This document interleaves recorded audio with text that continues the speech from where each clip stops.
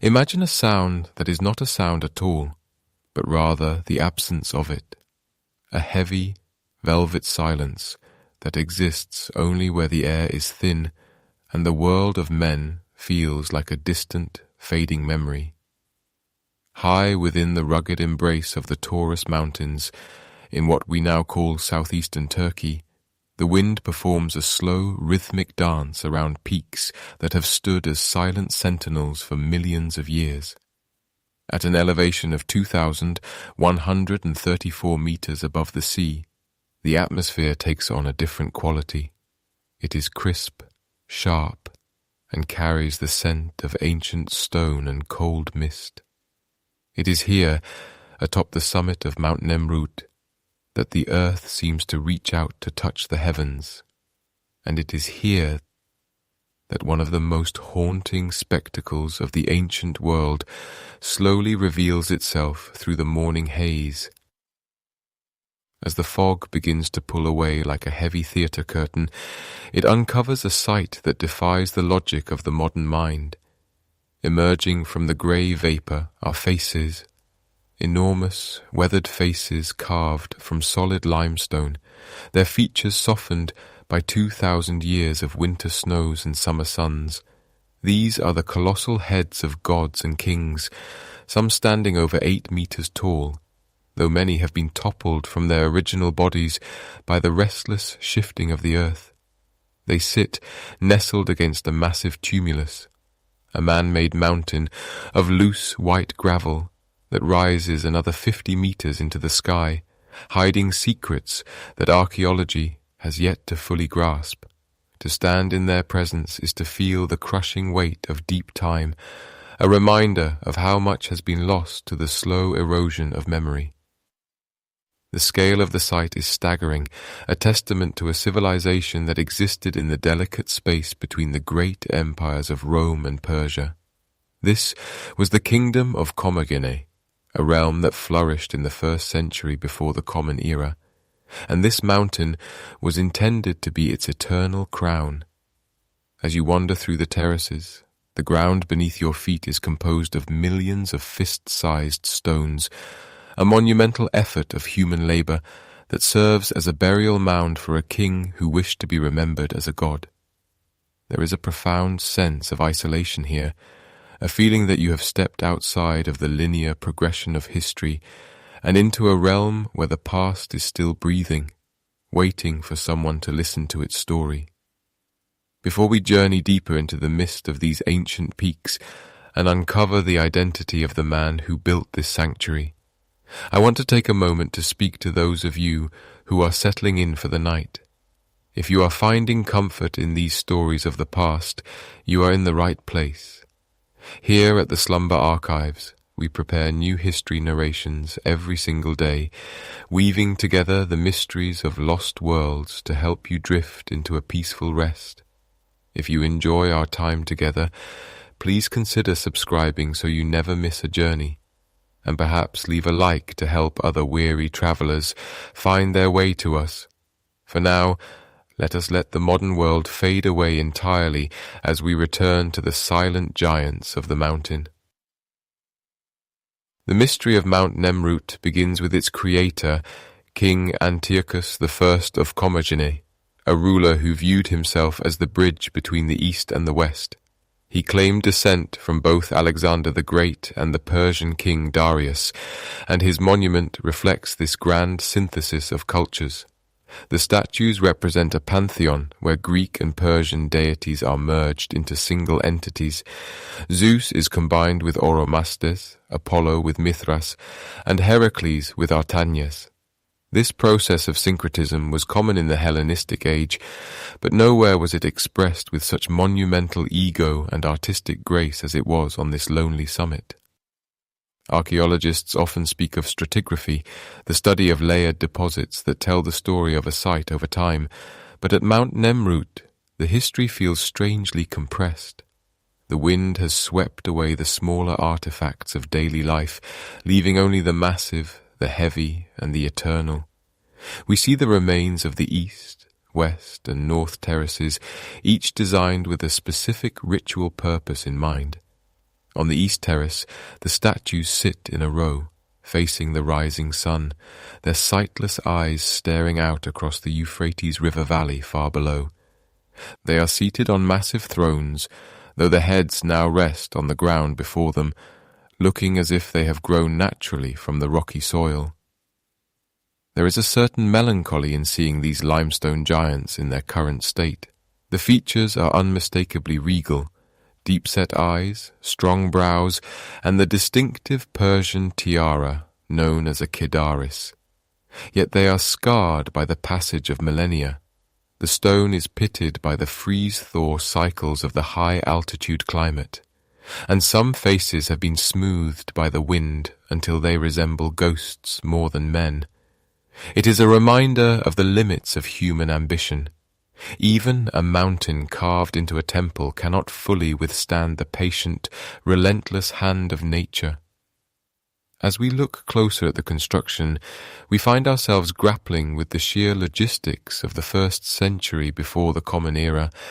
How were these massive blocks of stone transported up such steep, unforgiving terrain? There are no easy roads to the top of Mount Nemrut, even today. The labor required to haul thousands of tons of limestone and then to pile millions of smaller stones into the central tumulus suggests a society of incredible organization and singular focus. It was a project born of a specific religious vision, a belief that by placing his tomb so close to the heavens, Antiochus could ensure his place among the stars. The king left behind long inscriptions carved into the backs of the statues in Greek, explaining his intentions.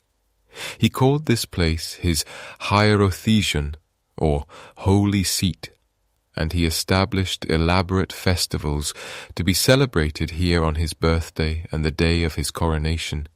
He spoke of his piety and his desire that his fame should live forever, and in a way, he succeeded, though perhaps not in the way he imagined. The Kingdom of Commagene eventually faded, absorbed into the Roman Empire, and for centuries these statues were forgotten by the outside world, known only to the local shepherds who moved their flocks through the high pastures. It wasn't until the late 19th century that the site was rediscovered by Western explorers who were stunned to find a Greco-Persian pantheon crowning a remote Turkish peak. Since then, excavations have sought to find the actual burial chamber of Antiochus, believed to be hidden deep beneath the 50-meter pile of loose stones. But the tumulus is a masterpiece of ancient security. Any attempt to tunnel into it causes the small stones to slide and fill the void, protecting whatever lies beneath with the simple power of gravity. It remains one of the great, unprobed mysteries of archaeology. A king resting in a mountain of his own making, guarded by shifting gravel and the biting mountain air.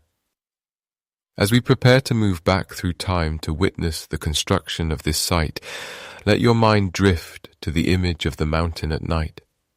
Under a canopy of 1,000 stars, the stone heads of the gods seem to glow with a pale, ethereal light.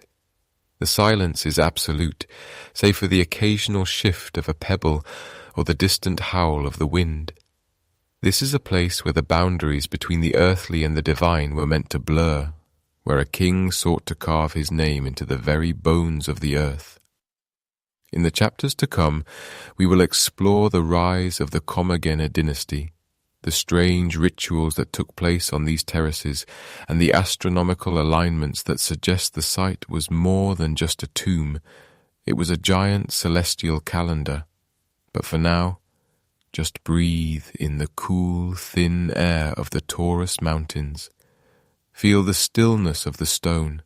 The journey back 2,000 years is a long one, and the path is steep, but the view from the summit is unlike anything else in this world.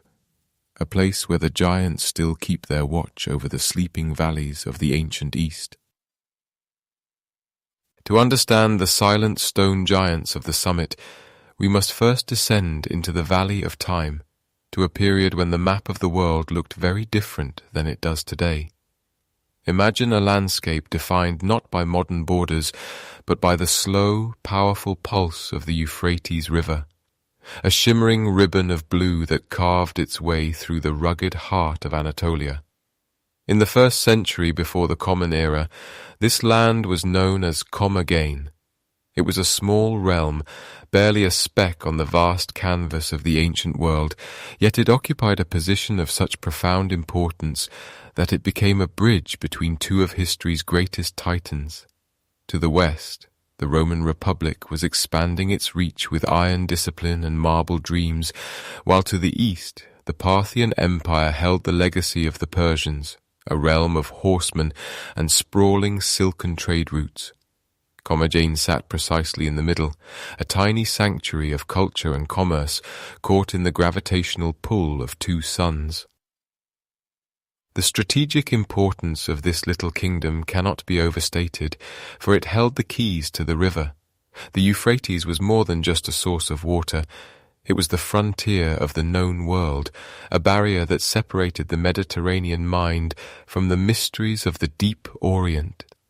Commagene controlled the vital crossing points, the places where the caravans of the Silk Road would pause, their camels laden with spices and precious stones, to pay tribute and rest before continuing their long journey toward the setting sun.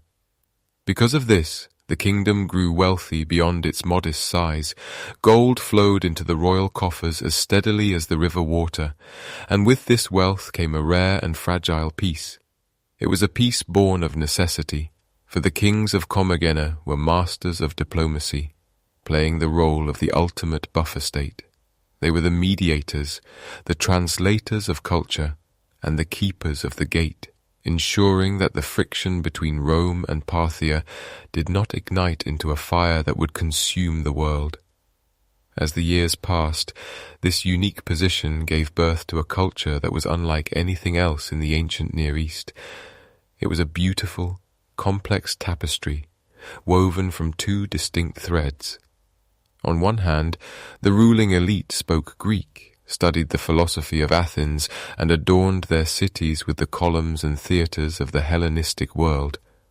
On the other hand, their blood and their hearts were deeply Persian. They traced their lineage back to the great Achaemenid kings, to Cyrus and Darius, and they kept the sacred fires of the East burning in their hearths. This was not a kingdom of one identity, but a synthesis, a place where the gods of Olympus walked hand in hand with the deities of the Iranian plateau. In the markets of the capital city, Samosata, one might hear the fluid vowels of a Greek merchant mingling with the guttural tones of a traveller from the Caspian Sea, while the scent of Mediterranean olives drifted through the air alongside the heavy, sweet aroma of Eastern frankincense. It is within this atmosphere of prosperity and cultural blending that the vision for Mount Nemrut began to take shape. The kings of Commagene, perhaps sensing the fleeting nature of their small kingdom, sought to anchor themselves to something eternal. They possessed the resources to build on a scale that defied the limitations of the mountain terrain, and they had the leisure of decades without major conflict to pursue their grand designs. The construction projects they undertook were not merely displays of vanity, but attempts to codify this dual heritage into stone. They were building a bridge not just between empires, but between the earthly and the divine. You can almost feel the ambition of that era, a time when the world felt both vast and interconnected, and when a king might believe he could stand on a peak and speak directly to the stars. The relative stability of the region allowed for an incredible mobilization of labor and artistry. Thousands of stonemasons, architects and labourers were brought into the high reaches of the Taurus Mountains, working in conditions that must have been grueling, yet they persisted for years. They were not just building a tomb, they were constructing a statement of intent. They were carving a legacy that whispered of a time when the West and the East were not rivals, but partners in a grand experiment of civilization. The wealth generated by the Euphrates crossings provided the silver to pay the workers. the grain to feed them in the thin mountain air, and the specialized tools required to shape the stubborn limestone of the summit. It was a moment of rare equilibrium, a quiet pocket in the storm of history where a small nation could dream of giants. And so the stage was set for the most ambitious project of all. The Kingdom of Commagene, though small in geography, was vast in its imagination. It stood as a testament to what can happen when cultures collide, not in violence, but in creativity. And yet, beneath this surface of peace and prosperity, there remained a profound sense of the temporary. The kings knew that empires rise and fall like the tides of the sea, and that the Roman legions or the Parthian cataphracts might one day sweep across their borders. This awareness of deep time, of the inevitable decay of all human things, seems to have fueled their desire to build something that the elements themselves could not easily erase. They looked to the highest point in their kingdom, a crown of rock that touched the clouds, and decided that there they would leave a mark that would endure long after the names of their cities were forgotten. We must wonder what it felt like to live in such a crossroads, to be a citizen of a world that was constantly shifting, yet anchored by the steady presence of the river and the mountain. The people of Commagene saw the best of both worlds, and in doing so, they created something entirely new. But as we look back through the layers of stratigraphy, the scientific study of these ancient soil layers that tells us the story of the Earth's passing, we see that even the most stable eras are but a heartbeat in the life of the planet. The prosperity of Commagene was a golden hour, a brief window of light before the long shadows of the coming centuries began to stretch across the landscape.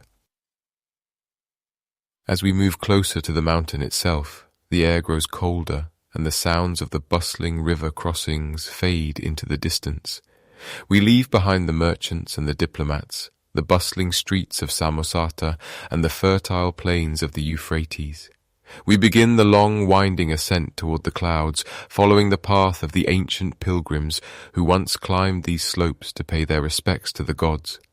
The kingdom below becomes a miniature map, a patchwork of green and brown, until finally, even the great river is nothing more than a silver thread on the horizon.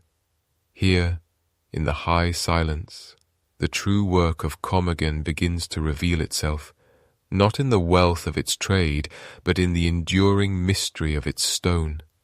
The giants are waiting, and the story of the man who dared to place them there is about to unfold. Imagine, if you will, a single drop of blood, carrying within it the weight of two worlds that should never have met. This was the quiet conviction of King Antiochus I, Theos, a man who viewed his own pulse as a bridge between the rising sun of the east and the setting sun of the west. To understand the colossal heads resting in the mountain dust, one must first understand the bloodline that Antiochus claimed with such unwavering certainty.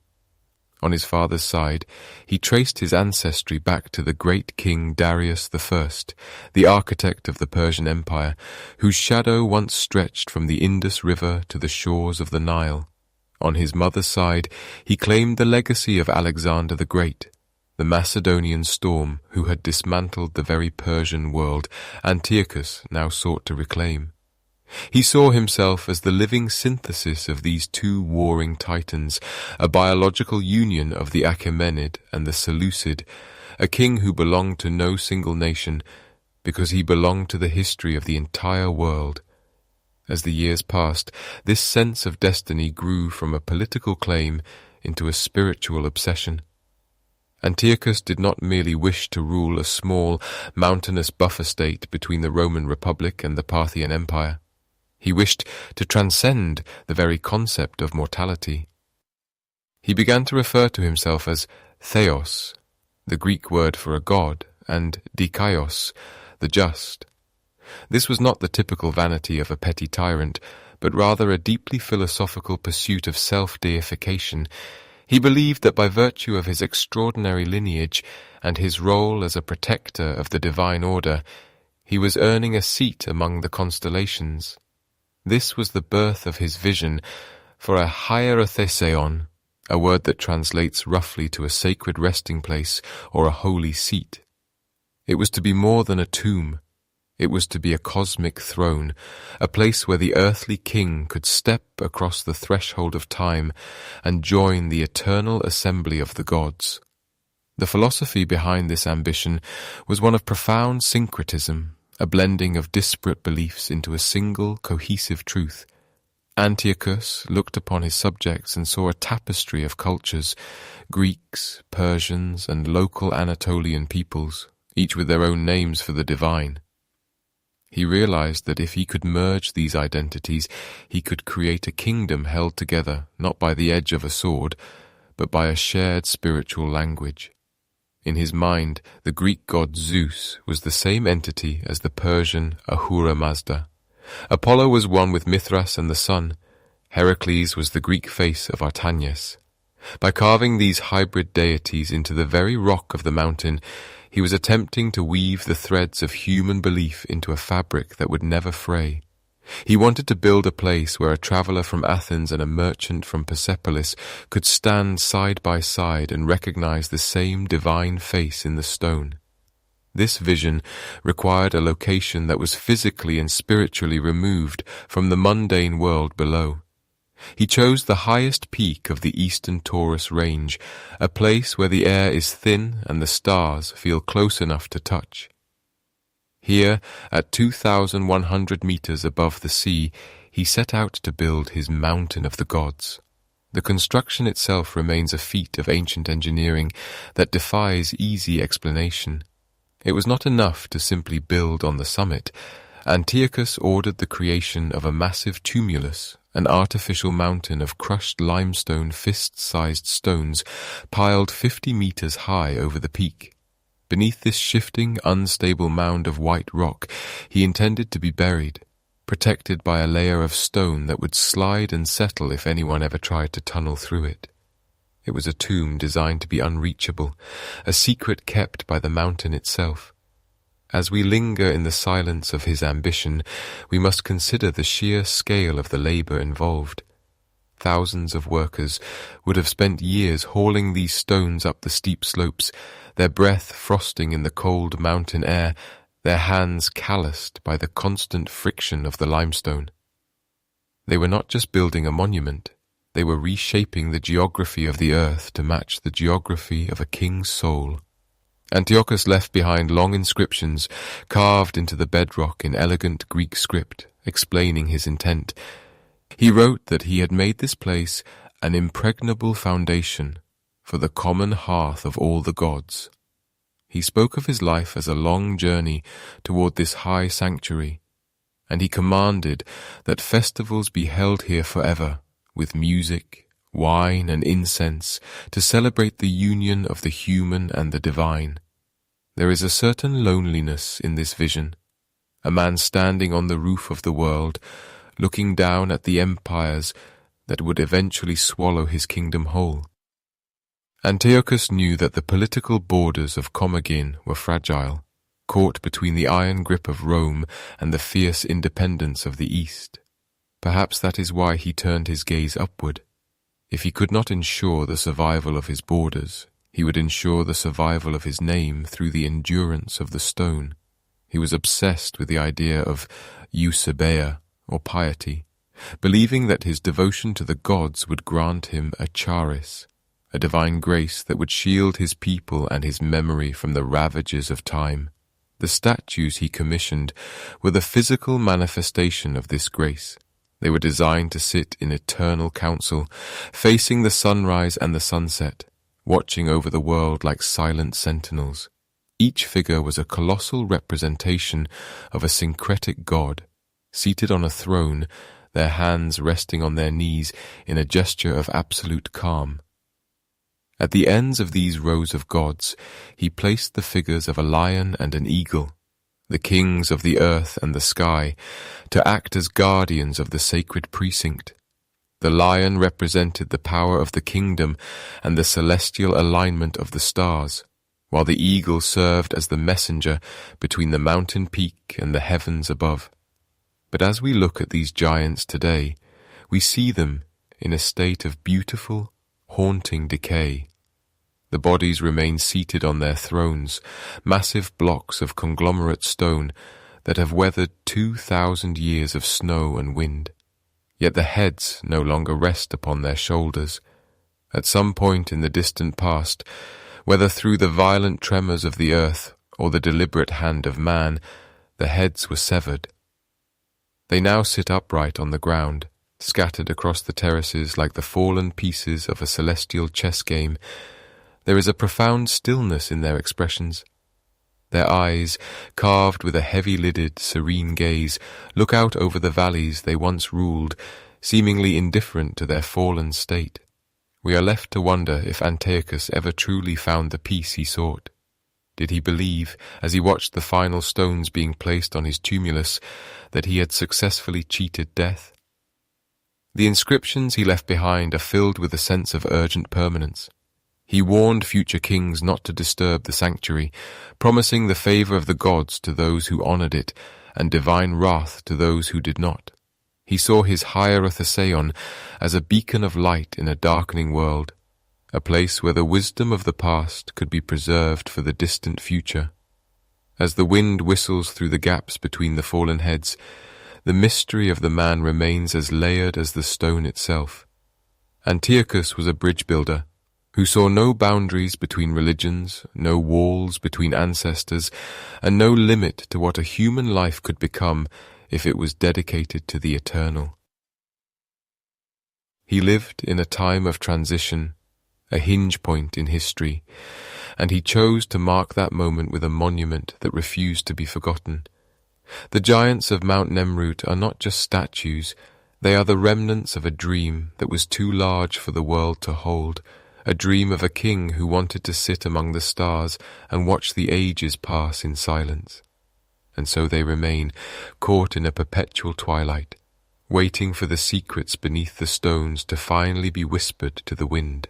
The sheer scale of this ambition reveals itself most clearly not in the faces of the gods, but in the ground beneath their feet.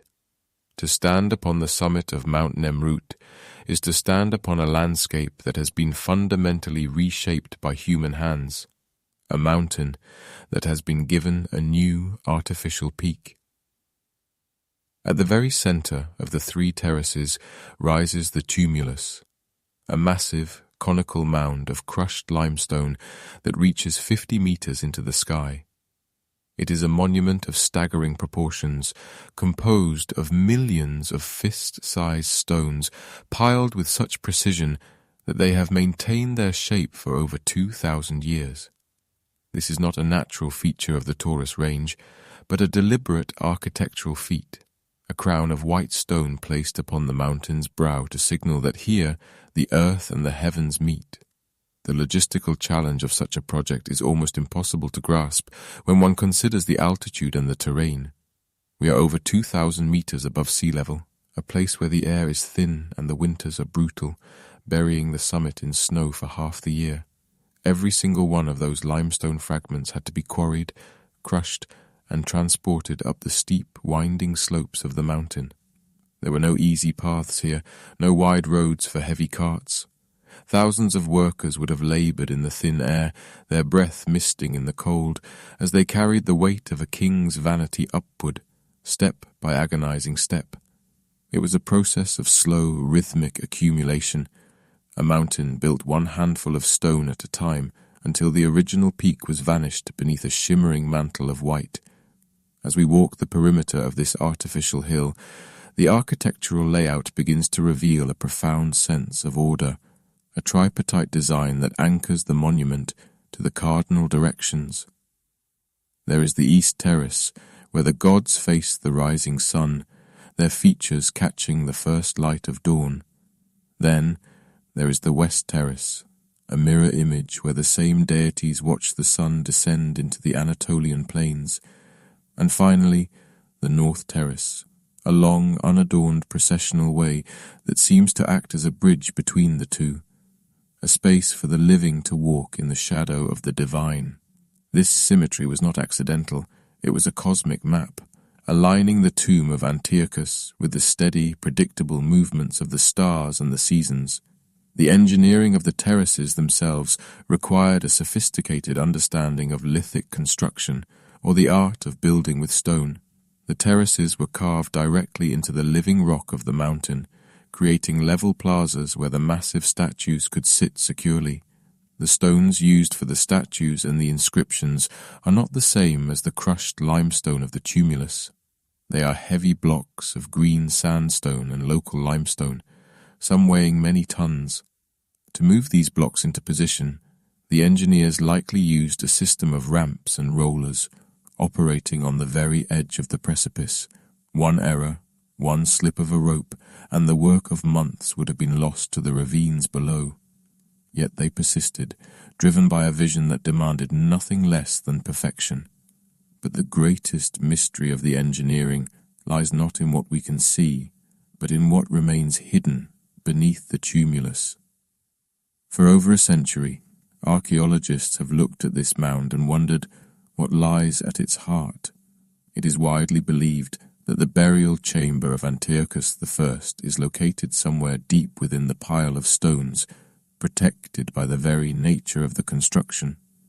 You see, the crushed limestone acts as a security system of ingenious simplicity. Because the stones are small and loose, any attempt to tunnel into the mound results in a localized landslide. As soon as a stone is removed, others slide down to fill the void, making it nearly impossible to reach the center without moving the entire 50-meter mound, a task that would take years and risk destroying the monument itself. Modern technology has attempted to peer through the stone, using geophysical surveys and ground-penetrating radar to map the interior. These scans have suggested the presence of cavities and structures deep underground, yet the chamber remains elusive, a ghost in the machine of history. We speak of stratigraphy, the study of rock layers to determine the passage of time, but here the layers are man-made, a deliberate confusion of earth and artifice. The tumulus is a shield, a silent guardian that has kept the king's rest undisturbed, while the empires he feared have crumbled into dust. There is a certain poetry in this design, a realization that the most enduring way to hide something is to place it in plain sight, beneath a weight so great that time itself seems to slow down. The mound is not just a tomb, it is a repository of silence. As the wind whistles through the gaps between the limestone chips, one can almost hear the mountain breathing. The stones shift slightly with the changing temperatures, a slow geological settling that has continued since the 1st century before the Common Era. It is a reminder that while the statues may lose their heads and the inscriptions may fade, the mountain that Antiochus built remains, a solid, unyielding fact in a world of shifting sands. In the quiet of the high altitude, one wonders about the architects who stood here when the final stone was laid. Did they feel a sense of triumph or a sense of dread, knowing they had created something that would outlast their names, their language, and their gods? They had transformed a rugged peak into a geometric wonder, a beacon of white stone that could be seen for miles across the Kingdom of Commagene. They had mastered the logistics of the impossible, proving that with enough time and enough will, even the bones of the earth can be reshaped to fit a human dream. And so, the tumulus stands, an enigma wrapped in limestone. It is a testament to a time when the boundaries between the human and the divine were thin, and a king could believe that by building high enough he could step off the edge of the world and into the company of the immortals. The engineering was the vessel for that belief, a physical manifestation of a prayer for permanence. As we look at the terraces, we see the echoes of that prayer in every carved line and every hauled stone. The mystery of the burial chamber is perhaps the final gift of the engineers, a secret that remains a secret, allowing the imagination to fill the dark spaces beneath the mountain with whatever treasures or truths we choose to believe are there. Meanwhile, the stars continue their slow rotation above the summit, marking the passage of centuries that the tumulus has already weathered. The crushed stone remains cold to the touch, even in the height of summer, holding on to the chill of the mountain depths. It is a place of profound stillness, where the heavy lifting of the past has settled into a permanent, quiet repose. The giants look on, their sightless eyes fixed on horizons we can only imagine, while beneath them the heart of the mountain keeps its own counsel, wrapped in a shroud of white stone that refuses to give up its dead. Imagine a chorus of voices, not in song, but in the heavy vibration of stone meeting stone, echoing through the thin air of the Taurus Mountains. As the morning light first touches the summit, it illuminates a row of figures that have spent 2,000 years watching the world change beneath their feet. On the east terrace, the gods do not stand. They sit in eternal, patient council. These are the seated giants of Commagene, massive figures carved from limestone blocks, each weighing many tons, arranged in a line that suggests a celestial court frozen in time. They sit with their hands resting upon their knees, their posture one of absolute unshakable authority, rising nearly 30 feet into the sky. Even now, with their heads resting on the gravel at their feet, toppled by the slow, grinding shifts of the earth, the sheer scale of their bodies conveys a sense of monumental permanence that defies the fragile nature of human ambition.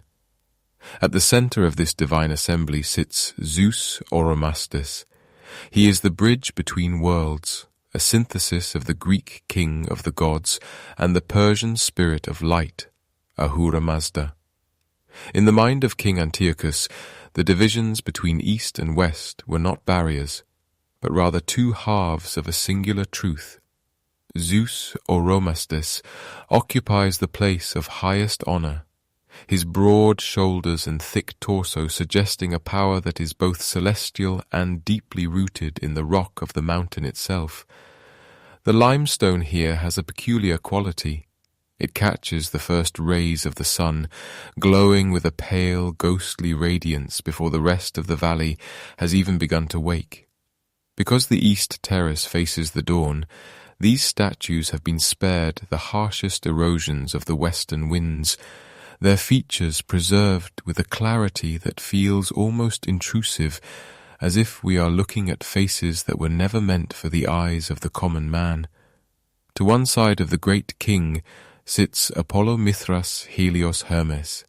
He is a god of many names and many functions, representing the sun, the messenger, and the secret mysteries of the light. In the syncretism of the late Hellenistic period, a word archaeologists use to describe the blending of different cultures and beliefs, Apollo was not merely a Greek deity, but a vessel for the ancient Persian sun god Mithras. His presence here is a reminder of how fluid the ancient world truly was, how ideas flowed like water across the borders of empires. The carving of his robes, even in their weathered state, suggests a softness, a rhythmic folding of fabric that contrasts with the rigid, unyielding stone. He sits in the same solemn posture as the others, a witness to the cycles of day and night that have passed over this peak tens of thousands of times. Beside him sits Heracles Artanius Ares, the embodiment of strength and martial valor. He is the hero who became a god, the bridge between the mortal struggle and the divine rest. In his form, we see the ruggedness of the mountain reflected, the thick neck, the powerful limbs, all rendered in a style that feels both familiar and alien. There is a specific gravity to these seated figures. By placing them in chairs rather than on their feet, the builders achieved a sense of Theos Thronos, or the divine throne. A standing figure might walk away, but a seated figure has arrived. They are not visiting the mountain, they are the mountain.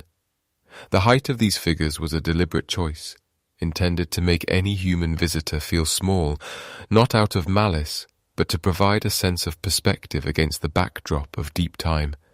Flanking this row of deities are the sentinels of the natural world, the lions and the eagles. The lion, with its heavy mane and powerful chest, represents the power of the earth, the strength of the Kingdom of Commagene, and the terrestrial realm over which Antiochus ruled. The eagle, its beak curved and its eyes wide, represents the dominion of the sky and the watchful gaze of the gods. These creatures act as guardians, the first and last line of defense for the sacred space. They stand at the ends of the terrace, their forms slightly more weathered than the gods they protect, yet their symbolic weight remains undiminished. They are the intermediaries, the spirits that bridge the gap between the silent stones and the living breath of the wind. One cannot help but wonder about the logistics of such a feat. How these massive blocks were hauled to a height of 7,000 feet, and how the sculptors worked in the biting cold and the thin air to achieve such delicate detail. The preservation of the east terrace is a gift of the morning sun. The warmth of the dawn dries the moisture from the stone, preventing the deep cracks that ice can carve into the heart of limestone. Because of this, the inscriptions on the backs of these statues remain legible, a long, winding text known as the Nomos. It is the king's final decree, his voice reaching out from the 1st century before the Common Era to explain why he built this place. He speaks of his piety, his ancestors, and his desire to create a sanctuary that would last as long as the stars themselves. As you look at the fallen heads of the gods, now resting on the terrace floor, there is a strange intimacy to their expressions. They are no longer looking over you. They are looking at you, their faces level with your own. The calm, archaic smiles and the deep-set eyes seem to hold a secret about the nature of power and the passage of ages. The statues were designed to be indestructible, yet they have been humbled by the very earth they were meant to sanctify. The heads, some weighing as much as 6 tons, sit upright in the gravel, their crowns and Persian tiaras still visible, their stone eyes staring into the middle distance. It is a scene of beautiful ruin, where the perfection of the original design has been replaced by the chaotic grace of natural decay. The transition from the living rock of the mountain to the carved figures of the gods is almost seamless. In some places, it is difficult to tell where the natural outcropping ends and the hand of man begins. This was likely intentional, a way to signal that the gods of Commagene were not imported from afar, but were born from the very soil and stone of the land itself. The seated posture reinforces this connection to the earth, a literal grounding of the divine. As the shadows stretch across the terrace in the late morning, the figures seem to shift, the play of light creating the illusion of movement in their stony features. It is as if they are breathing, very slowly, in a rhythm that spans centuries rather than seconds. The silence here is not empty. It is a heavy, textured thing, filled with the ghosts of the labourers who hammered at these blocks and the priests who once tended the eternal fires. On the east terrace, the morning sun brings a sense of clarity, a brief moment where the mysteries of Mount Nemrut feel almost within reach. You see the tool marks, the precise lines where the blocks were fitted together, and the subtle variations in the colour of the stone. It is a testament to a civilization that saw itself as the centre of the universe, a small kingdom tucked between giants, asserting its right to be remembered. And as the sun climbs higher, the shadows of the lions and eagles grow shorter, drawing closer to the feet of the gods as they have done every day for 2 millennia, waiting for a word that never comes. Beneath the grand spectacle of the statues lies a deeper, more subtle layer of meaning. The arrangement of the gods on the east terrace is not random. It follows a precise celestial logic. They are positioned to greet the sun at the exact moment of its rising during the solstices, a cosmic alignment that suggests the mountain was not just a tomb, but a massive astronomical instrument. The seated gods are the markers of time, the fixed points around which the year revolves. When the first light hits the brow of Zeus Oromastis, it is not just a new day, but a renewal of the ancient contract between the king and the heavens.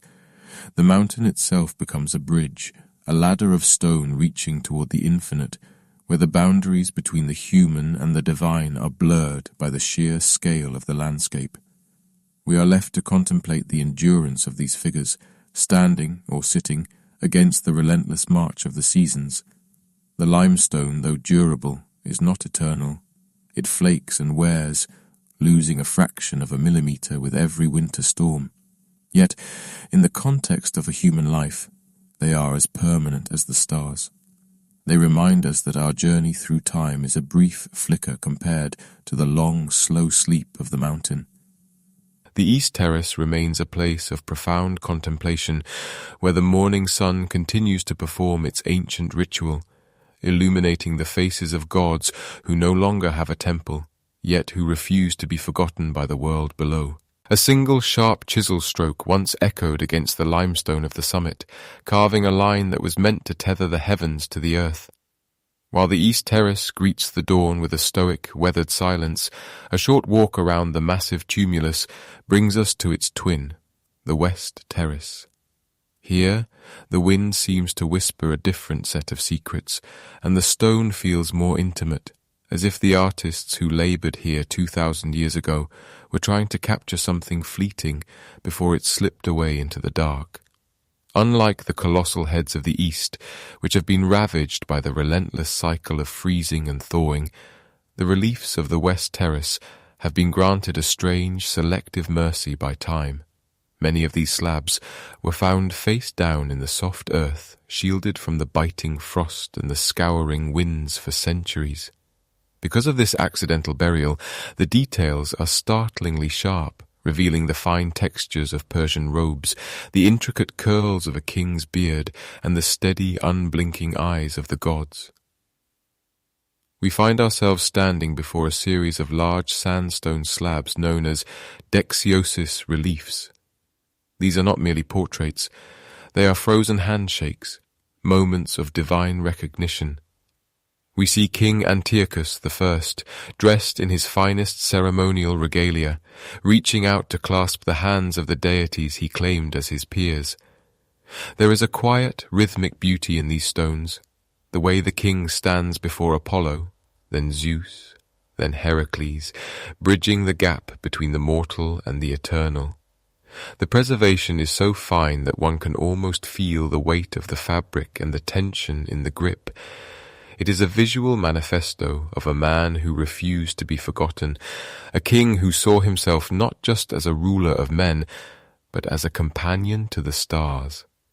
Yet among these depictions of power and piety, there is one stone that stands apart, a slab that has captivated astronomers and archaeologists alike for generations. It is known as the Lion Horoscope, and it may be the most important astronomical record ever carved into the side of a mountain. Imagine a great lion, its body surging with a quiet energy, carved in low relief across a slab of dark stone. This is no ordinary beast from the wild. Its body is covered in 19 pointed stars, and a gleaming crescent moon hangs suspended near its chest. Above the lion's back, 3 larger stars are distinctly marked with Greek inscriptions, the names of the planets Mars, Mercury, and Jupiter. For the ancients, the sky was not a distant, cold void, but a living map, a clock that dictated the fate of empires. The Lion Horoscope is a snapshot of a specific moment in time, a celestial alignment captured in stone so that future ages might know exactly when the glory of Commagene reached its zenith. Through the science of archaeoastronomy, the study of how ancient people understood and recorded the movements of the sky, modern researchers have attempted to reverse the clock of the cosmos. By calculating the orbits of these 3 planets and the position of the moon within the constellation of Leo, they have searched for a date that matches this precise configuration. Some scholars suggest the date of July the 7th, 62, before the Common Era. This, they believe, may have been the very day Antiochus was invested as king by the Romans, a moment of political triumph that he wished to immortalize in the heavens. Others look deeper into the shadows of history, proposing dates that align with the founding of the sanctuary itself, or the king's birthday. There is a haunting precision to it, the idea that we can look at a piece of weathered rock and know exactly where Jupiter sat in the sky over 2,000 years ago. It suggests a culture that was deeply attuned to the rhythms of the universe, a people who did not see themselves as separate from the stars, but as part of a grand, unfolding celestial drama. The lion stands as a silent sentinel, guarding a date that acted as the heartbeat of this mountain sanctuary, a moment when the gods and the planets aligned to bless a tiny kingdom tucked between the giants of Rome and Parthia. As the afternoon light begins to stretch and thin, the purpose of the West Terrace becomes clearer. While the East was built for the rising sun and the beginning of things, the West was a theatre for the end of the day. As the sun begins its slow retreat toward the horizon, the statues and reliefs are bathed in a warm, golden amber light. This was likely the site of the evening rituals prescribed by Antiochus in his long, rambling inscriptions. He commanded that his priests wear Persian robes and burn incense of the finest quality, filling the air with thick, sweet smoke that would have drifted out over the valleys below. One can almost hear the low chant of the liturgy and the clink of metal vessels as the shadow of the mountain grew long.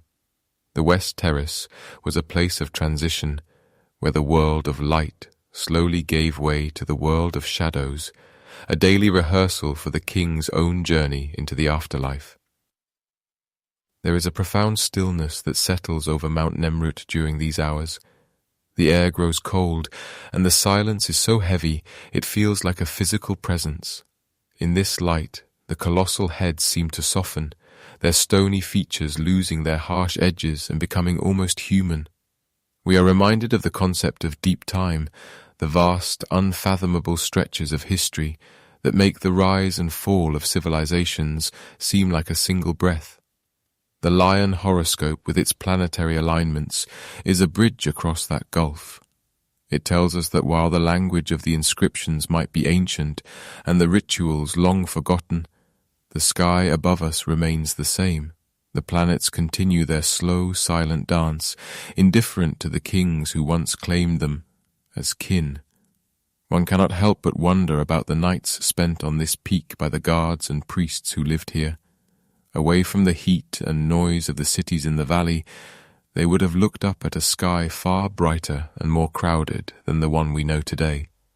Without the interference of modern light, the Milky Way would have appeared as a solid river of silver, and the constellations would have been so vivid they might have felt within reach. The Lion Horoscope was not just a decoration. It was a reflection of the reality they lived every night. It was a way of saying that even when the sun sets and the world goes dark, there is an order to the universe, a pattern that persists even when the men who carved it have turned to dust. As we linger on the West Terrace, the details of the stone start to blur into the gathering gloom. The handshake between Antiochus and Heracles becomes a dark silhouette against the deepening violet of the sky. The lion, with its 19 stars, seems to prepare for its nightly prowl across the firmament. It is a moment that invites us to let go of our modern preoccupations and sink into the slow, rhythmic pulse of the mountain. The mystery of Mount Nemrut is not just in who built it or how the stones were moved, but in the feeling it evokes. A sense of being small in the face of the infinite, yet somehow connected to it through the simple act of looking up.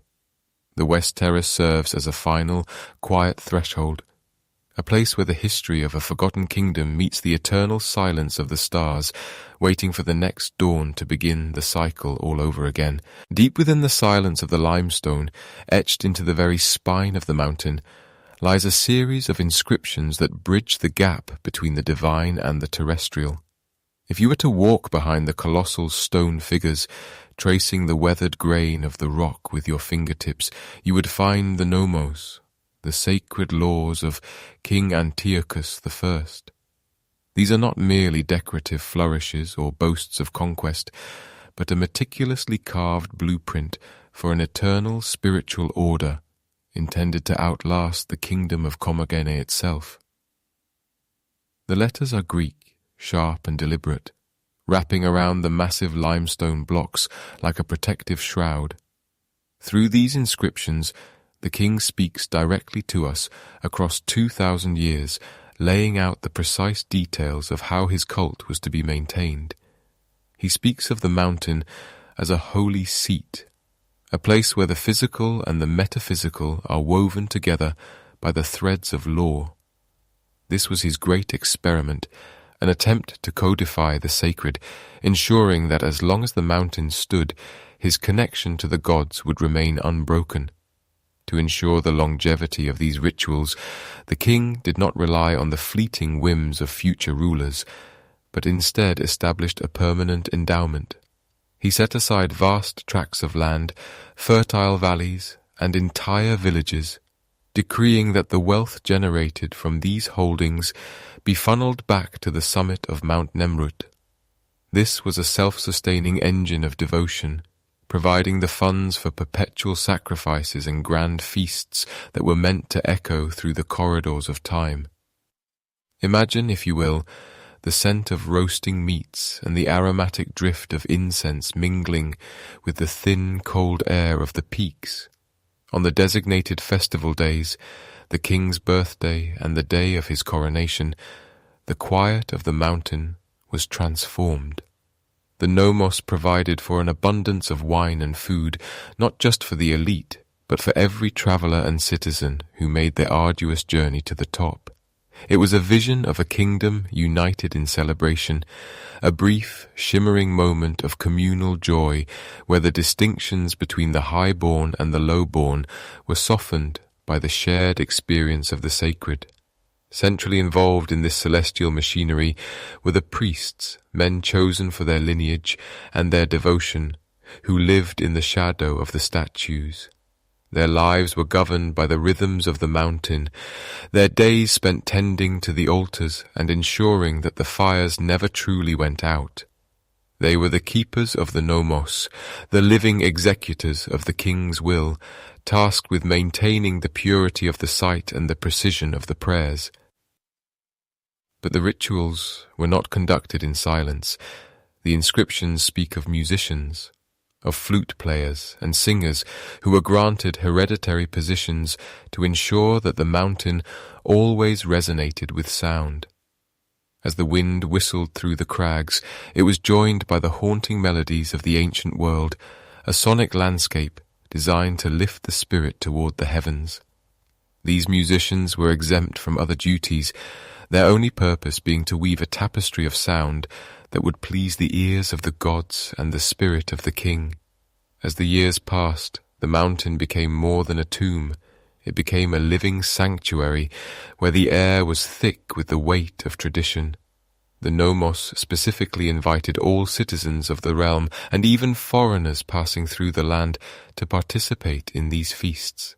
This was the king's eternal legacy, an invitation to join him in his divine residence. He believed that by sharing his table and his prayers, the people would become part of the very fabric of the mountain, their presence serving as a testament to his greatness long after his mortal form had returned to the earth. There is a profound stillness in the thought of these ancient feasts, the flickering torches casting long shadows against the faces of the stone giants, the sound of the lyre competing with the mountain gale, and the collective breath of a people gathered at the edge of the world. The nomos was a bridge built of words and wealth, intended to span the abyss of oblivion. It reflects a human desire that we still recognize today, the longing to be remembered, to create something that the passage of centuries cannot erode. Meanwhile, the priests moved with a slow, practiced grace, their robes brushing against the inscriptions they were sworn to protect. They understood that they were part of a cycle larger than themselves, guardians of a secret geography that mapped the relationship between the stars and the soil. Every gesture, every libation poured into the parched earth was a reaffirmation of the laws carved into the rock behind them. And so the mountain functioned as a great silent clock, its gears turned by the dedication of those who followed the nomos.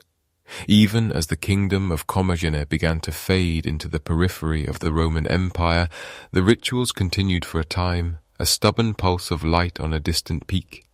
The king had foreseen the potential for neglect, and his inscriptions contained stern warnings for any who would dare to divert the funds or desecrate the sanctuary. He called upon the gods to witness the sincerity of his laws, invoking the very forces of nature to stand as sentinels over his work. As you listen to the quiet of your own surroundings, try to imagine the deep time that has passed since those laws were first read aloud. The stone has softened, the edges of the letters have been smoothed by the touch of ice and sun, yet the essence of the nomos remains. It is a reminder that even in the face of the infinite, we seek to leave behind a map, a set of instructions for those who come after us, hoping that they might stop for a moment and recognize the sacredness of the ground upon which they stand.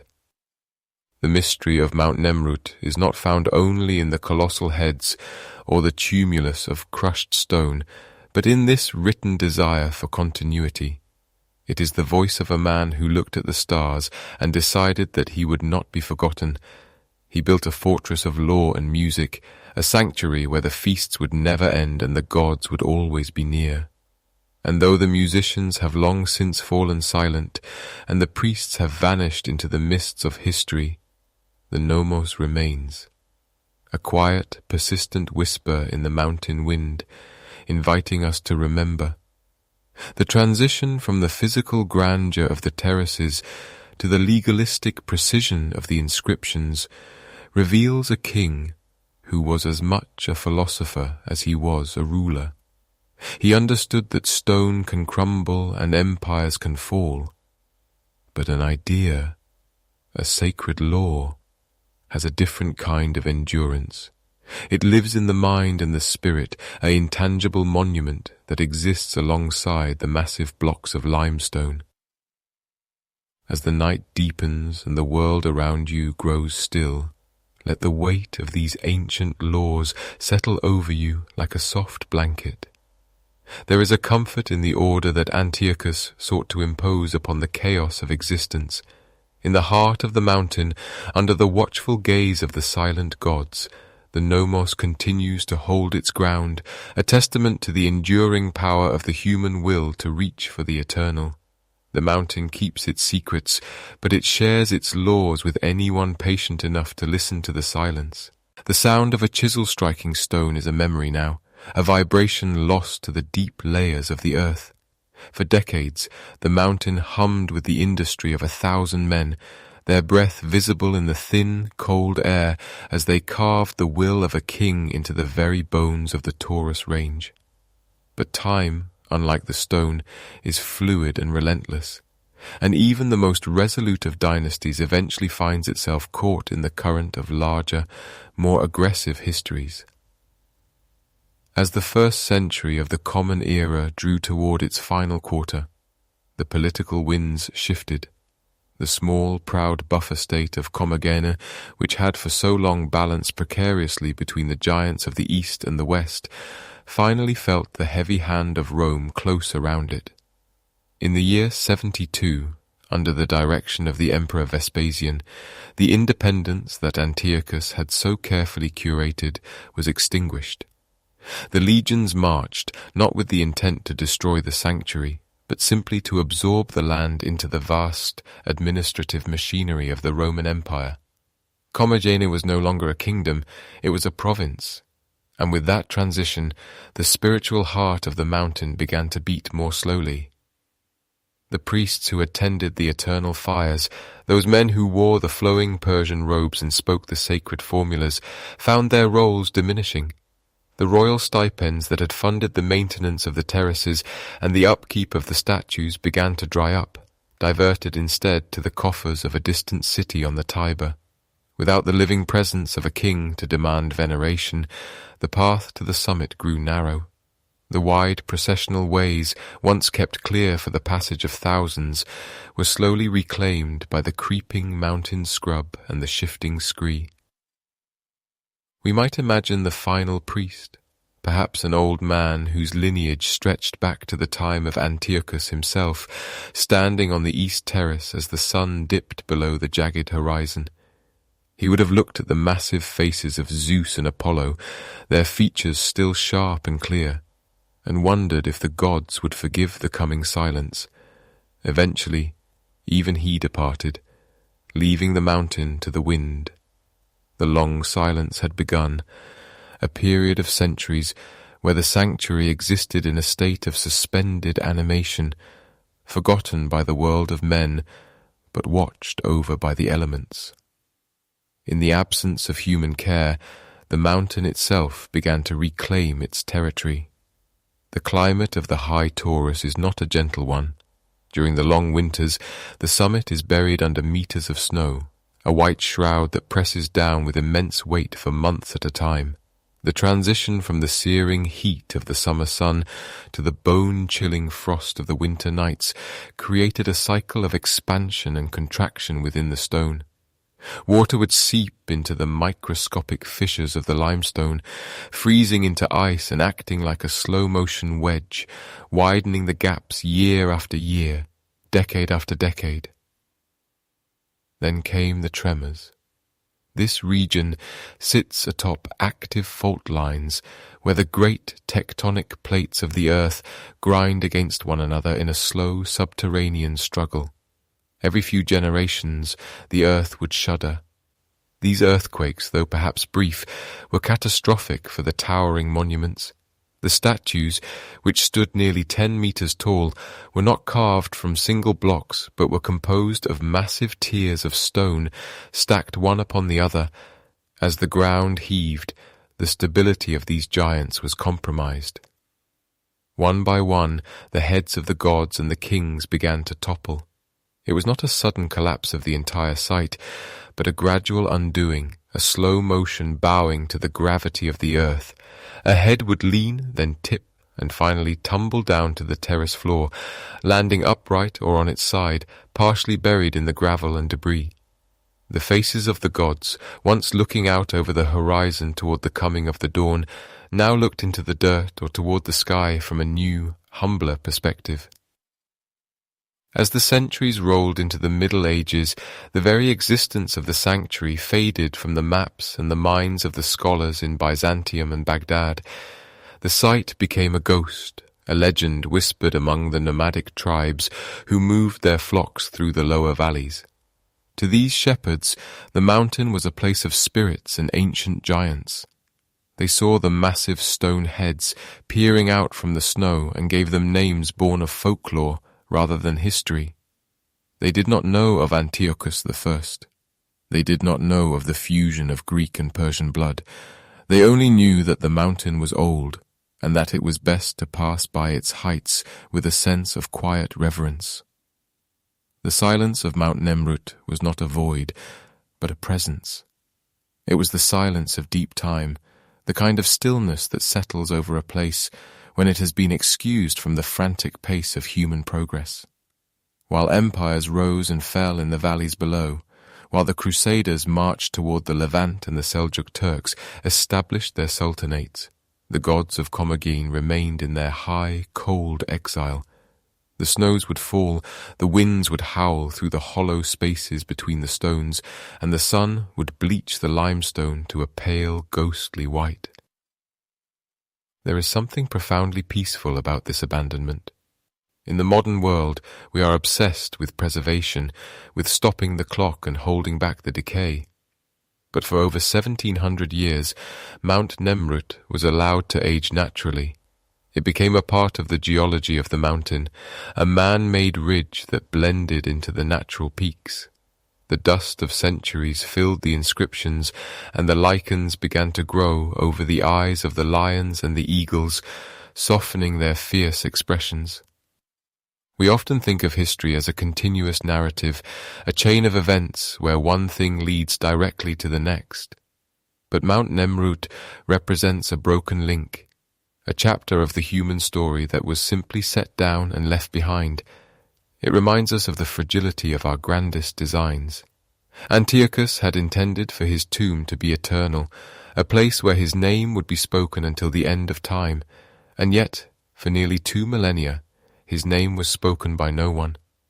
The mountain held his body and his secrets in a cold, indifferent embrace, proving that even the most powerful of kings is eventually subject to the long silence.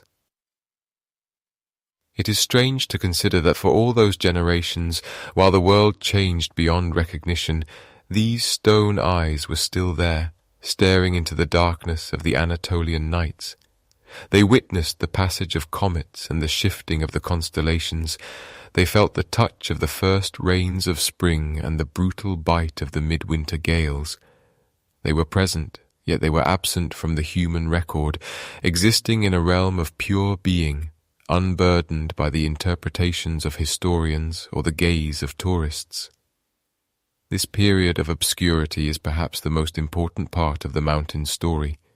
It is the time when the sanctuary transitioned from a political statement into a monument of the earth itself. The heads, resting on the ground where they had fallen, took on a new kind of dignity.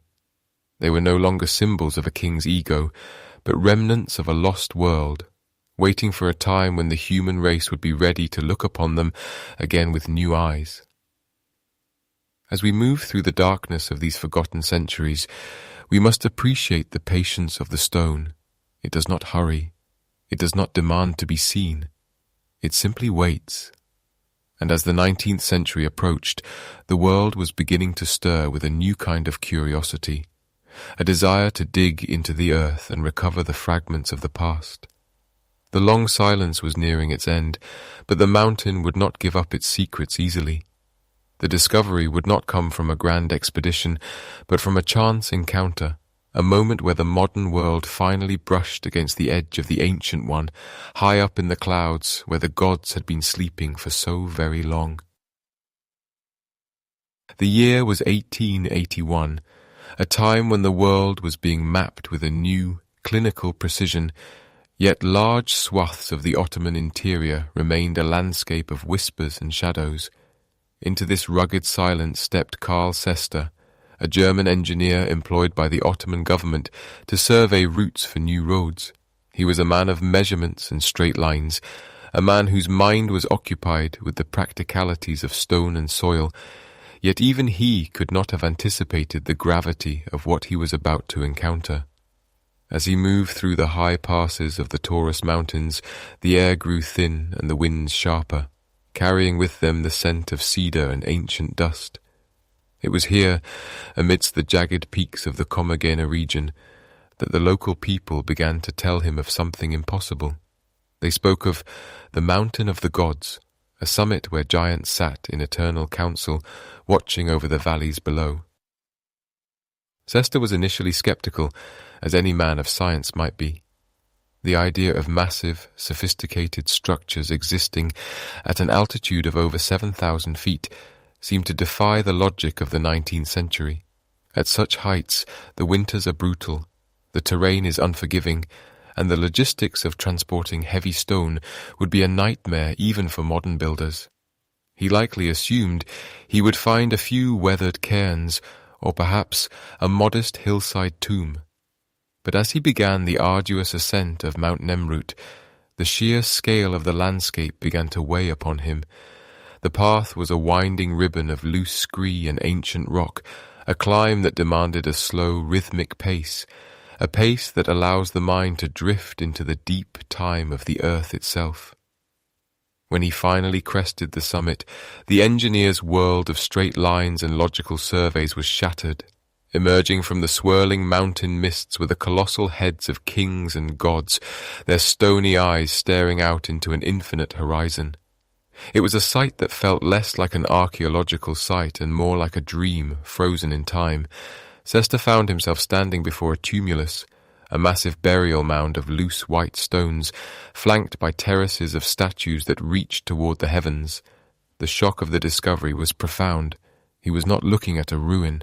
He was looking at a vanished world that had remained perfectly preserved by its own isolation. The silence of the mountain was not empty. It was heavy with the presence of something vast and forgotten. Sester's arrival marked the end of the mountain's long solitude, but it was only the beginning of a modern mystery. He spent days wandering the terraces, his engineer's eye struggling to comprehend the craftsmanship required to carve these figures from the living rock of the peak. He saw the fusion of styles, the sharp, regal lines of the Persians blended with the graceful, fluid aesthetics of the Greeks. It was a cultural crossroads frozen in stone, a testament to a kingdom that had tried to bridge the gap between East and West. He began to produce the first sketches, his charcoal moving across paper to capture the likenesses of Apollo, Zeus, and the great king Antiochus himself. These early drawings were hurried and filled with a sense of awe, the lines trembling slightly as if the cold mountain wind was shaking the very foundations of his understanding. When Sester's reports and sketches finally reached the German Oriental Society in Berlin, they were met with a wave of profound disbelief. To the academic elite of Europe, the idea of a sophisticated, Hellenistic Persian monument sitting atop a remote Turkish peak was nearly preposterous. They questioned the accuracy of his measurements and the reality of his descriptions. How could such a massive undertaking have remained unknown to the Western world for nearly 2,000 years? The society was accustomed to the ruins of the lowlands, the accessible cities of the coast, and the well-documented temples of the Mediterranean. Mount Nemrut was an anomaly, a ghost of a civilization that didn't fit neatly into the established timelines of history. The early reports described a place where the air felt different, where the boundary between the earth and the heavens seemed to thin. Sester wrote of the immense challenges of simply staying on the mountain, the way the weather could turn from a bright, searing sun to a blinding snowstorm in a matter of minutes. This was not a place intended for the living. It was a sanctuary for the dead, a high-altitude temple where the wind was the only constant companion. The technical difficulty of his survey cannot be overstated. Without the benefit of modern climbing gear or portable oxygen, every step was a labor, and every measurement was a battle against the elements. He was a pioneer in a landscape that seemed to actively resist being measured. As the news spread, the first true archaeological expeditions began to form, led by figures like Otto Puchstein and Karl. They arrived to find a site that was as beautiful as it was baffling. They began the process of stratigraphy, the study of the layers of soil and rock to determine the age of a site, but at Nemrut, the traditional rules of archaeology seemed to slip away. The tumulus itself, composed of millions of fist-sized limestone rocks, was a marvel of ancient engineering. It was designed to be impossible to excavate. Any attempt to dig into the mound would cause the loose stones to slide back down, a self-healing wound in the earth that protected whatever lay beneath.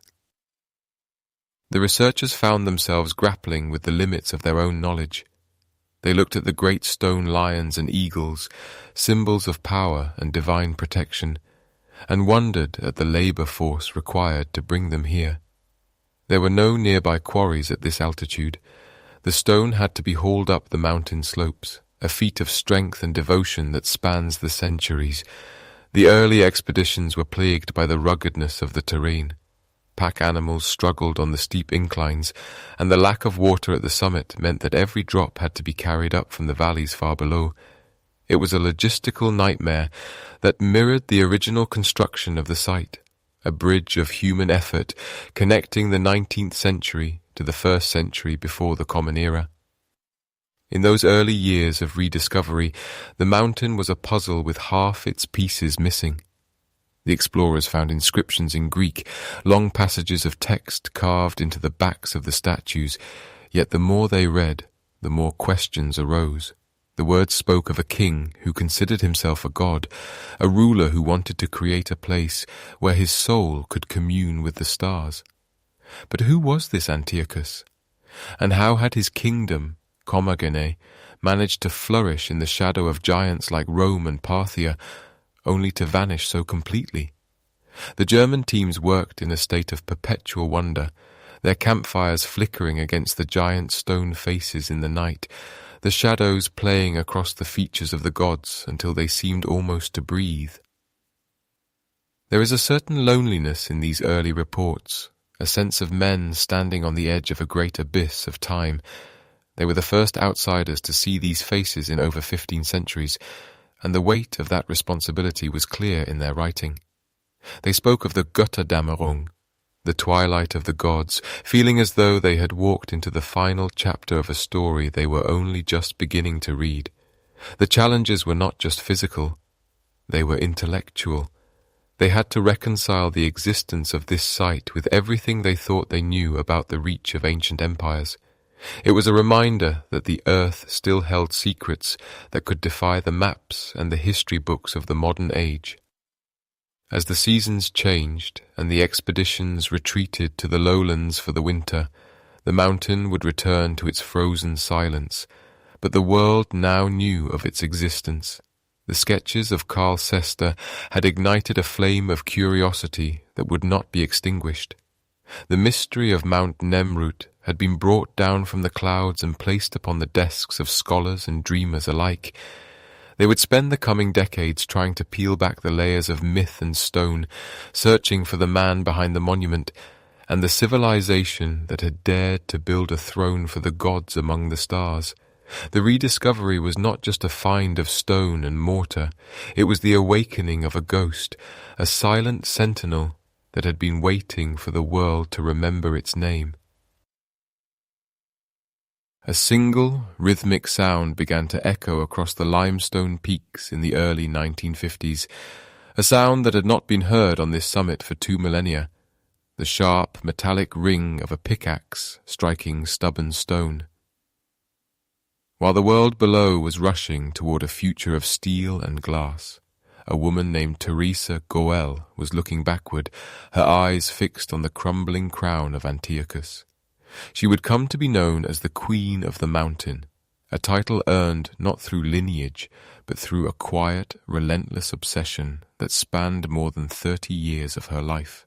To see her there, a small figure amidst the sprawling limbs of fallen giants, was to witness a bridge between two eras. She did not arrive with the colonial bravado of the previous century, but with a patient, almost devotional commitment to documenting what time had tried to erase.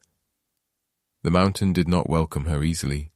Even in the height of summer, the winds at 2,000 meters can be treacherous, carrying a chill that seems to seep out from the very heart of the rock. Theresa and her team lived in tents that shivered against the gales, waking every morning to a landscape that felt less like earth and more like a floating island in a sea of clouds. The logistics were a nightmare of verticality. Every drop of water, every ounce of grain, and every piece of equipment had to be hauled up the winding, narrow paths on the backs of mules. There were no roads, no easy comforts, and no shelter from the sun that beat down with a relentless, clarifying intensity. Yet she remained, driven by the conviction that the tumulus, that massive artificial mound of fist-sized stones, held a secret that could rewrite the history of the Hellenistic world. She was a pioneer in more than name, bringing the first whispers of modern technology to the ancient site. In an era when archaeology was still largely a matter of shovels and intuition, Goell looked toward the burgeoning field of geophysics. She utilized seismic sounding, a method of sending vibrations into the earth to see what lies beneath, hoping to locate the hollow chamber where the king of Commagene supposedly lay in his eternal sleep. It was a primitive form of what we now call remote sensing, an attempt to peer through the stone without disturbing the sacred geometry of the mound. The reports from those early tests spoke of anomalies, of hidden voids and structural shadows deep within the core, but the mountain guarded its heart well. The loose, shifting nature of the gravel meant that any attempt to dig a shaft was met with a slow-motion avalanche, the stone sliding back into place as if the tumulus were a living thing, healing its own wounds. As the seasons bled into years, Theresa's work became a meticulous dance of fragments. She was not merely looking for a tomb. She was reconstructing a lost language of art and identity. She spent countless hours on her hands and knees, brushing away the dust of centuries from the shattered faces of the gods. Each fragment of a limestone nose, each curl of a stone beard, and each weathered inscription was catalogued with a precision that bordered on the sacred. She understood that these were not just statues, but the physical manifestation of a bridge between the East and the West. Through her lens, we began to see the subtle blending of Greek aesthetics and Persian dignity, the way a robe draped like a Macedonian chiton, yet the features of the face held the stoic, almond-eyed gaze of the Orient. The struggle against the elements was constant. The winter snows would bury the sight under meters of white silence, forcing the team to retreat to the valleys, only to return months later to find that the frost had claimed more of the stone. Water would seep into the pores of the limestone, freezing and expanding, acting like a slow-motion chisel that threatened to turn the gods into sand. Theresa saw this decay and felt the weight of deep time pressing against her. She knew she was in a race against the inevitable entropy of the mountain. Her notebooks were filled with sketches and measurements, capturing the exact angle of every fallen head, the precise curvature of the eagle's wings, and the faded traces of paint that once made these terraces a riot of colour against the grey sky. There is a certain loneliness in such a life, a solitude that comes from living so closely with the dead. Theresa Goell became the primary translator for a king who had been silent for 2,000 years. She walked the processional ways so often that she knew the placement of every pebble. She saw the mountain in every light, the pale violet of pre-dawn, the harsh white of noon, and the long golden shadows of evening that made the statues seem to stir and breathe. In those quiet moments, the distance between the 1950s and the first century before the Common Era seemed to thin. The questions she whispered into the wind were the same ones that have haunted every explorer. Why here? Why this immense effort for a kingdom that lasted only a few generations? And what lay beneath the crushing weight of the tumulus that her instruments could sense but her hands could not reach? Despite the lack of a golden find, the kind of glittering treasure that makes headlines, her contribution was far more profound. She provided the first comprehensive map of the site's soul. She documented the Dexiosis reliefs, those remarkable stone slabs showing King Antiochus shaking hands with the gods as if they were his equals. She studied the colossal heads that had rolled from their bodies during ancient earthquakes, resting now on the terrace floor like a gathering of giants in council. Her work transformed Mount Nemrut from a curiosity in a traveller's journal into a cornerstone of Near Eastern archaeology. She proved that Commagene was not a mere footnote, but a sophisticated crossroads where the traditions of the Mediterranean and the plateaus of Iran met in a spectacular, if brief, flowering of culture. As the decades passed and her hair turned the colour of the limestone she studied, her dedication never wavered. Even when her health began to fail, her mind remained on the summit. She had become so intertwined with the site that it was difficult to speak of one without the other. She had seen the rise of modern Turkey, the arrival of the first tourists, and the slow, grinding progress of international recognition for the site. Yet the mystery of the central chamber remained. The seismic probes had teased her with the presence of something vast and hollow, a hidden room that had remained sealed since the day the last stone was placed on the mound. Theresa Goell eventually left the mountain, but the mountain never truly left her. Her legacy is found in the thousands of photographs and the detailed stratigraphy, the study of rock layers and their history, that she left behind. She taught us that archaeology is not always about the moment of discovery, but about the long, patient endurance of witnessing. She showed us that to understand a place like Nemrut, one must be willing to live in its shadow, to endure its storms, and to listen to the silence of its stones. The queen of the mountain had paved the way for all who would follow, leaving behind a map of the known, while the unknown remained buried under 500,000 tons of crushed rock, waiting for a future that might finally possess the keys to its heart. The work she began continues to this day, as new generations of researchers bring even more advanced tools to the peak. But they all walk in her footsteps, guided by the charcoal sketches and the meticulous notes of a woman who looked at a pile of rocks and saw the throne of a god-king. As we look at the statues today, their faces weathered and their bodies broken, we see them through the clarity she provided. We see the ambition of a man who wanted to be remembered, and the devotion of a woman who ensured that he was. The mountain remains a place of deep time, where the human lifespan feels like a single heartbeat against the endurance of the stars, and where the work of a single lifetime can bridge the gap between the forgotten and the immortal. To look closely at the faces of the gods on Mount Nemrut is to see a mirror held up to the very center of the ancient world, a place where the edges of the map blurred and two great rivers of human culture flowed into one another. If we trace the line of a stone brow or the curl of a beard, we find ourselves standing at a crossroads that no longer exists on any modern map, a moment in time when the rigid boundaries of east and west were softened by the vision of a single mountain king. As the wind hums through the gaps in the limestone, it carries the echoes of two distinct worlds. In the soft, idealized curves of the statues' eyes and the noble straightness of their noses, we recognize the hand of the Greek master, the Hellenistic tradition that sought to capture the divine in the perfect proportions of the human form. These are faces that would not look out of place in the marble workshops of Athens or the great library of Alexandria. And yet, as our gaze travels upward, the familiarity shifts into something far more exotic. Resting upon these Greek features are the high, pointed tiaras of the Persian kings, the stiff ceremonial headdresses known as the kirbasia, which signify a lineage stretching back to the great Achaemenid empire of Cyrus and Darius.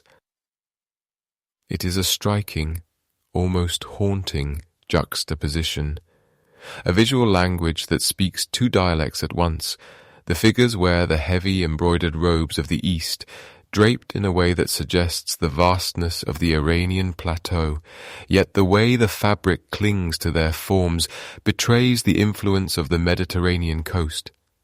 This was the unique Commagene style, a deliberate artistic bridge constructed to span the distance between the rising power of Rome and the enduring spirit of Parthia. While the Roman world was moving toward a more realistic, almost gritty portrayal of its leaders, capturing every wrinkle and flaw in the name of political gravity, Antiochus chose a different path. He chose a style that was timeless, one that avoided the fleeting fashions of a single empire in favor of a celestial permanence. The significance of the tiara cannot be understated in this high, thin air. In the Persian tradition, the upright tiara was a symbol of absolute sovereignty, a crown that reached toward the heavens to claim a mandate from the stars themselves. By placing these headdresses upon the heads of gods like Apollo and Zeus, who were simultaneously identified as Mithra and Ahura Mazda, Antiochus was performing a subtle act of cultural alchemy. He was telling the traveler that here, on this summit, the sun that rose over the Orient and the sun that set over the Occident were one and the same. It is a philosophy carved in stone, a belief that the gods do not belong to one nation, but are shared across the shifting borders of men. As we compare these silent giants to the contemporary art of the 1st century before the Common Era, we begin to see how radical this fusion truly was. In the West, the Hellenistic style was becoming increasingly dramatic, full of movement and intense emotion, as seen in the sprawling friezes of the great altar of Pergamon. In the East, the art of the Parthians was leaning toward a formal, frontal rigidity that emphasized the eternal nature of the ruler.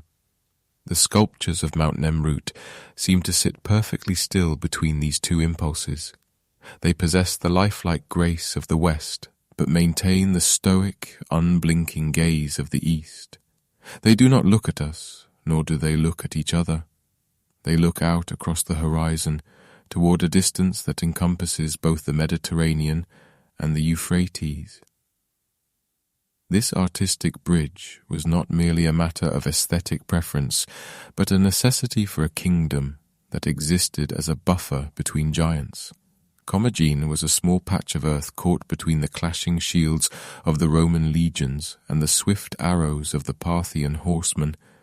By weaving the artistic DNA of both superpowers into his mountain sanctuary, Antiochus was perhaps attempting to create a space of neutrality, a sacred ground where the conflict of empires was silenced by the harmony of the divine. The statues become a physical manifestation of a dream of a world where the sharp edges of identity are smoothed away by the passage of time and the shared language of beauty. And so, we find ourselves tracing the patterns of Persian jewelry carved into the same stone as Greek anatomical precision. We see the thick, stylized curls of the hair, a hallmark of the East, framing faces that possess the serene, thoughtful expressions favored by the philosophers of the West. It is a synthesis that feels both ancient and remarkably modern, a reminder that the human urge to connect, to blend, and to find common ground is as old as the mountains themselves. The Commagene style was a flicker of light in a world often divided by darkness, a brief moment when a small king on a high peak decided that he did not have to choose one world over the other. Instead, he chose both, and in doing so, he left behind a mystery that continues to whisper to us through the stone, asking us to look past the clothes and the crowns to the shared humanity etched in the weathered faces of the gods. If you were to stand upon the summit of Mount Nemrut, at the exact moment the seasons begin their slow, rhythmic shift, you might feel as though the mountain itself were breathing in time with the cosmos. It is not merely a graveyard or a monument to a king's vanity. It is a meticulously calibrated instrument of stone, designed to harmonize the earthly realm with the celestial one. The terraces, those grand wind-swept stages where the gods sit in their eternal council, are not placed at random. They are oriented with a precision that defies the primitive tools of the 1st century before the Common Era, aligned so that the rising and setting of the sun and the stars mark the passage of time in a way that feels both intimate and infinite. The East Terrace, where the gods face the dawn, serves as a silent witness to the birth of the day, while the West Terrace captures the long golden shadows of the evening, perhaps symbolizing the transition from the vitality of life to the quiet mystery of the afterlife. This alignment suggests that Antiochus I did not view his tomb as a final resting place, but rather as a literal stairway to heaven, a bridge constructed of limestone and willpower that would allow his soul to ascend and take its place among the stars. In the ancient mind, the mountain was the closest point on earth to the divine, a physical needle piercing the veil of the sky, and by crowning Nemrut with this tumulus, the king ensured that he would always be within reach of the heavens. Standing guard over this celestial staircase are two creatures that carry the weight of thousands of years of human belief. The eagle, with its sharp, unblinking gaze and powerful wings, is carved with a sense of watchful stillness, To the people of Commagene, the eagle was more than just a bird of prey.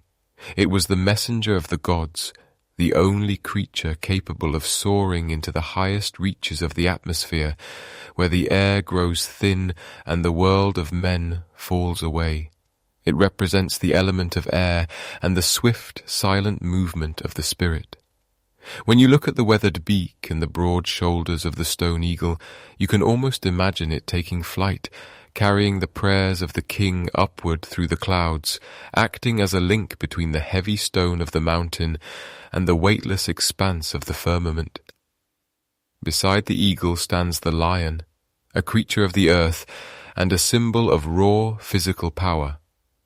While the eagle looks to the sky, the lion anchors the monument to the ground, representing the king's authority over the lands he ruled and the strength required to maintain order in a chaotic world.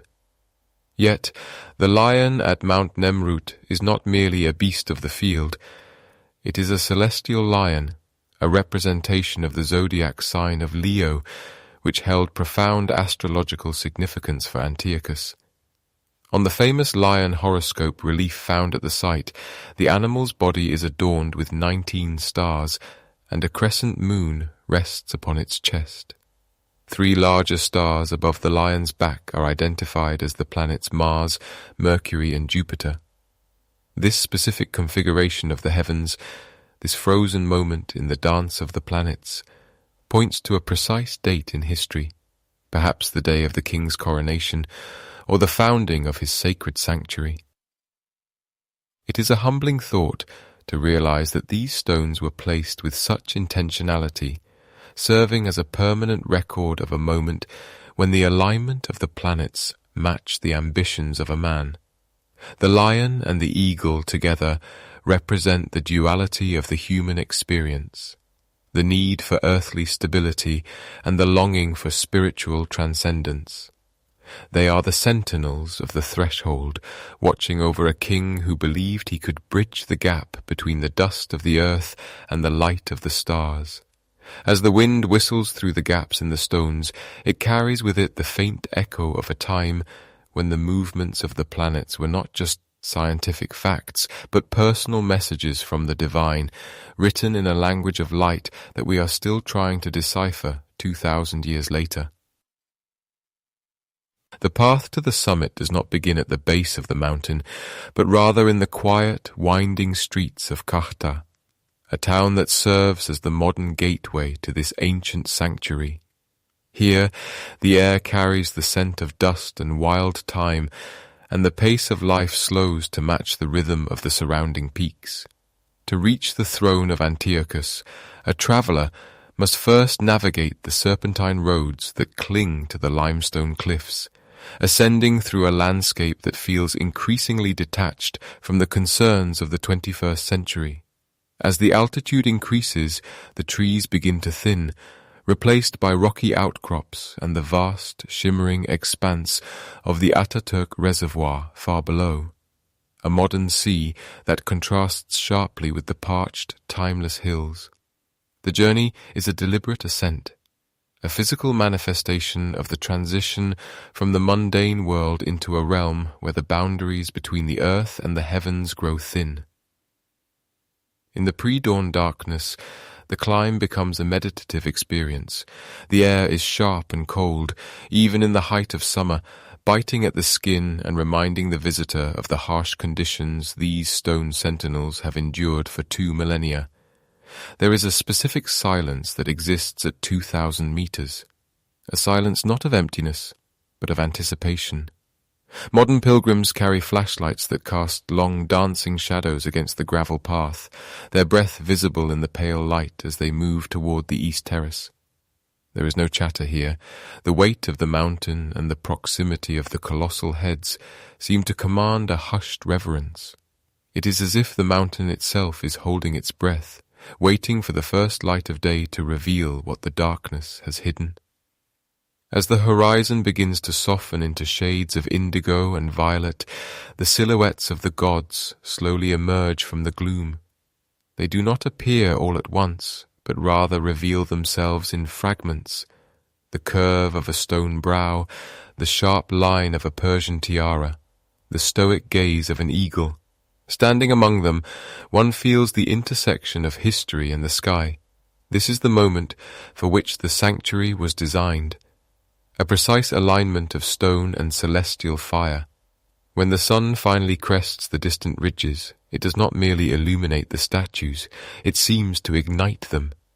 The cold grey limestone transforms into a warm, glowing amber, and for a few fleeting minutes, the faces of the gods regain the vitality they possessed when they were first carved. The shadows of the heads stretch long across the terrace, reaching out toward the tumulus like fingers of darkness retreating before the light. This daily spectacle is now protected by more than just the isolation of the peaks. The Turkish government and the United Nations Educational, Scientific and Cultural Organization, commonly known as UNESCO, have recognized Mount Nemrut as a World Heritage Site, a designation that acknowledges its outstanding universal value.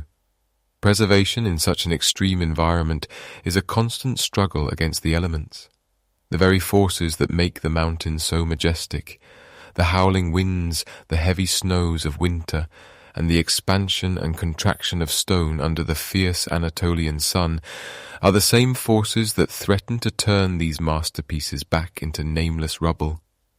Conservationists work quietly in the background, employing modern technology to monitor the stability of the statues and the porous nature of the limestone. They face a delicate balance, how to protect the site from the erosion of time without stripping away the raw, weathered character that gives Nemrut its haunting power. There is a certain irony in our modern efforts to preserve what was once intended to be eternal.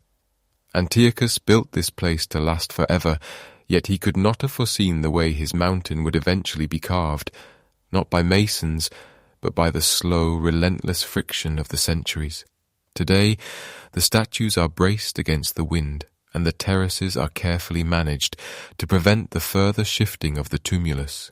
These efforts are a testament to our collective desire to hold on to the fragments of a lost world, to keep the throne of the gods from slipping into the abyss of forgotten history.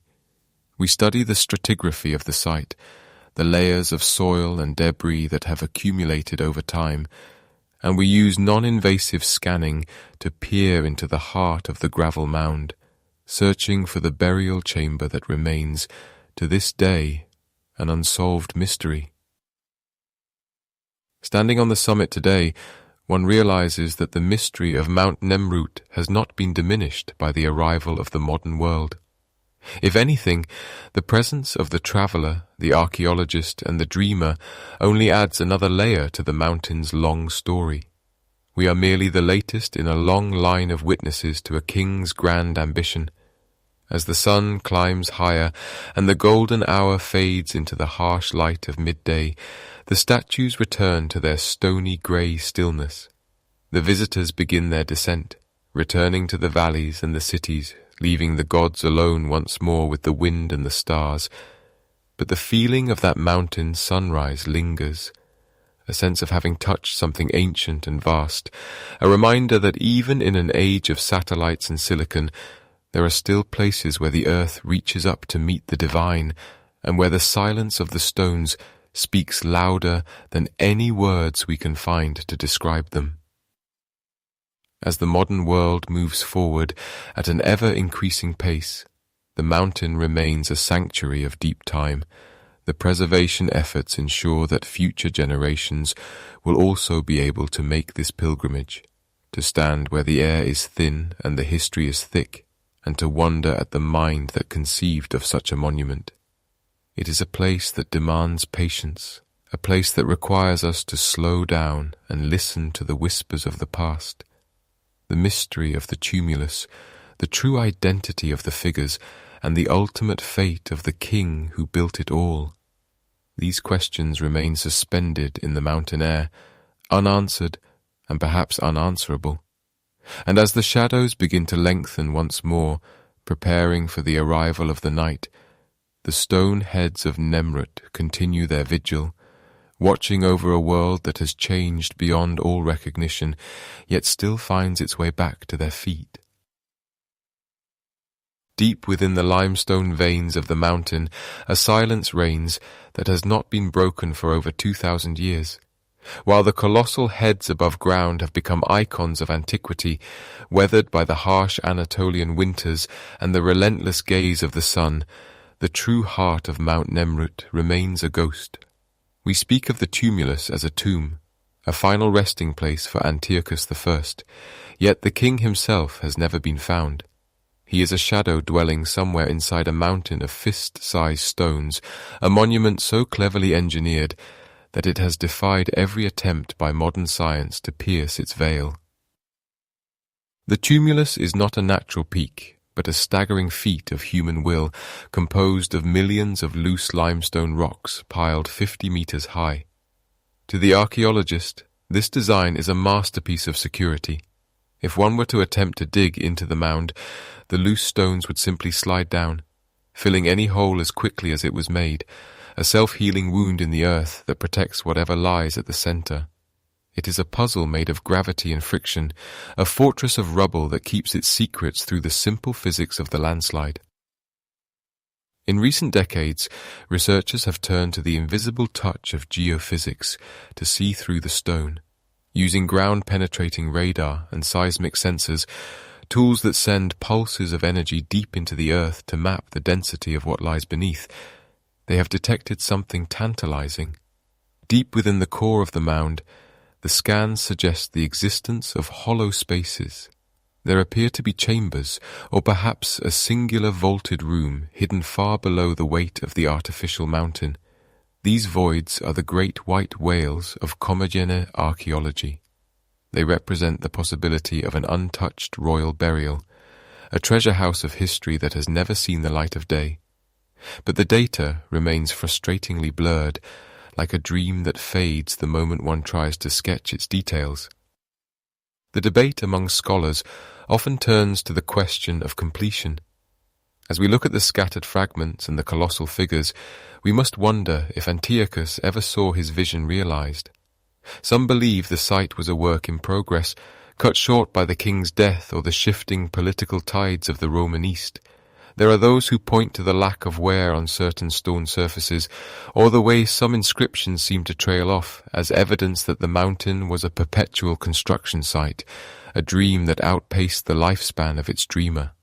Perhaps the chambers detected by the scans are empty, waiting for a king who was never laid to rest within them, or perhaps they were sealed in a hurry as the legions of Rome began to cast their long shadows over the borders of Commagene. And so, we are left with the mystery of the disappearance. It is a strange thing for a monument of this scale, located at such a strategic crossroads of the ancient world, to simply vanish from the collective memory of humanity. For centuries, the mountain was known only to the local shepherds who moved their flocks through the high pastures. The great kings of the Middle Ages, the Crusaders, and the Ottoman travellers passed by in the valleys below, unaware that a pantheon of gods was watching them from the clouds. The site was not discovered by the Western world until the late 19th century, when a German engineer named Karl Sester, working on transport routes for the Ottoman Empire, heard rumours of statues on the mountain peak. How does a kingdom so proud, so obsessed with its own immortality, fall into such profound obscurity?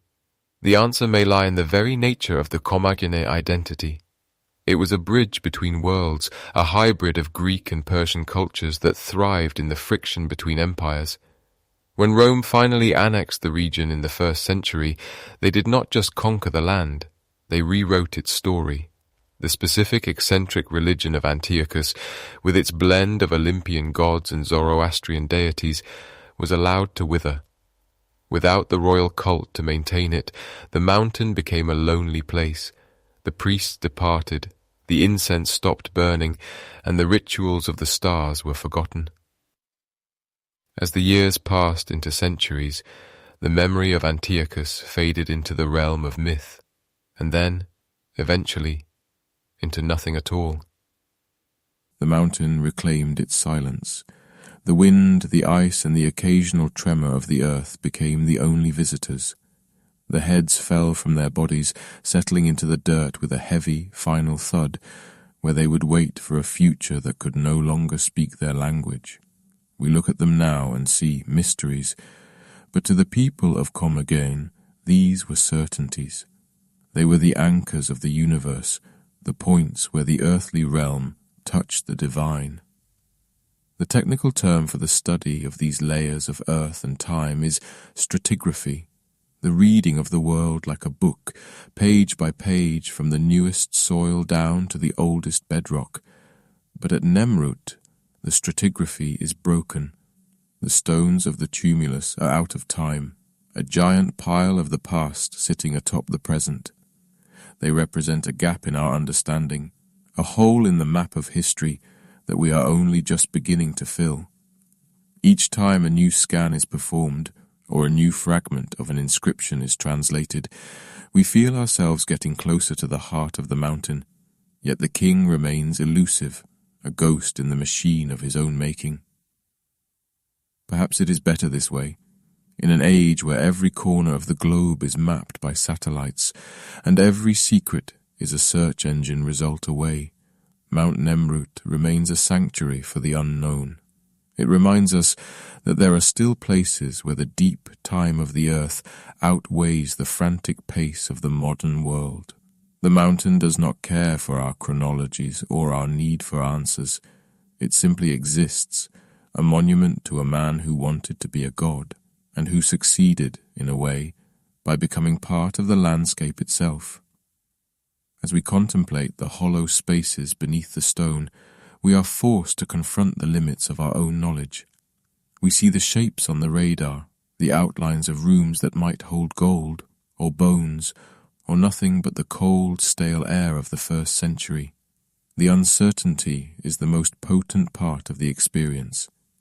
It invites us to imagine, to wonder, and to feel the weight of the ages pressing down upon the present.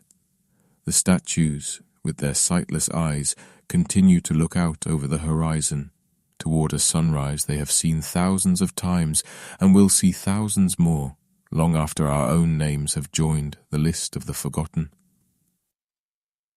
The mystery of the mountain is not just a question of where a body is buried, but a question of what we leave behind. Antiochus built this place to ensure he would never be forgotten, and though his name was lost for a millennium, his mountain remained.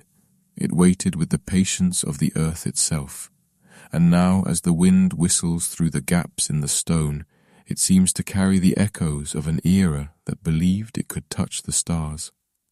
The riddle of Nemrut is a slow, steady pulse, a reminder that under the surface of our world there are always deeper layers, older stories, and chambers that have yet to be opened. As the air grows thinner and the silence of the high altitude settles into your bones, you realize that the search for the tomb is perhaps secondary to the existence of the search itself. The mountain draws us upward, away from the familiar, and into a realm where the boundaries between the human and the eternal are blurred. The stones are cold, the path is steep, and the secrets are buried deep. But the vigil continues, unchanging, under the watchful eyes of the stone giants who have seen it all, and who say nothing. The wind here does not just blow, it whispers, carrying the faint metallic scent of cold minerals and the ancient dust of the Taurus range. As the light fades into a deep, bruised purple, the weathered faces of the gods begin to lose their sharp edges, softening into the shadows of the peaks. Apollo, Zeus, and Tyche. They do not blink as the darkness gathers. Their eyes, carved from heavy limestone 2,000 years ago, remain fixed on a horizon that has seen the rise and fall of countless dynasties, staring into a distance that the living can only imagine. There is a profound, heavy stillness in the way these stone giants occupy the space, a weight that seems to anchor the mountain itself to the turning earth. They are the silent witnesses to the ambition of a king who wished to bridge the gap between the mortal and the divine, yet now they stand as orphans of a forgotten kingdom, their bodies separated from their heads by the slow, grinding teeth of time and the occasional violent shudder of the tectonic plates beneath them. We often think of power as something active, something that builds, conquers, and commands, but here, on the summit of Mount Nemrut, power is revealed in its most honest form, as a slow surrender to the elements. Antiochus I of Commagene sought to ensure his name would be spoken for eternity, constructing this hierothesion, or sacred seat, to serve as his final resting place and a monument to his own celestial lineage. He blended the cultures of the East and the West, claiming descent from both the Persian kings and the Macedonian conquerors, weaving a tapestry of identity that he hoped would endure as long as the stars themselves. And yet, the very stones he raised to celebrate his greatness now demonstrate the ultimate transience of such dreams. The colossal bodies sit slumped on their thrones, while the heads lie on the gravel below, tilted at curious angles as if listening to the secrets of the earth. There is no vanity left in them now, only a quiet, stoic endurance. The permanence of stone is not a victory over time, but a long, slow conversation with it, a process of erosion where every grain of sand lost is a second ticked away on a clock that spans millennia.